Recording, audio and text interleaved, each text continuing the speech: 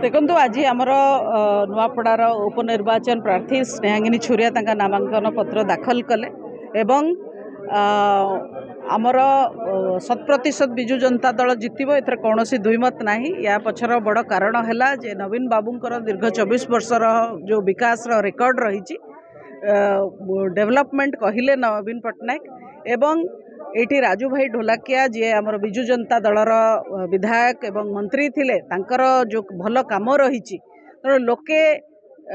विकास को बिजु जनता दल सहित ही एसोसिएट एठी करिसंती एवं स्नेहांगिनी छुरिया मध्य तांकर जो सुनाम रही तांकर जो काम रही दीर्घ वर्ष हम ओडिशावासी सेवा से करि आछंती मंत्री भाव रे विधायक भाव रे एवं जड़े दृढ़ संगठक तांको पर निश्चित भाव में नुआपड़ावासी मोहर मारिबे कारण नुआपड़ावासी भी चाहती जे ए अंचलर विकास गति आहरी बढ़ू आहरी गतिशील हो एवं विकास जारी रहो।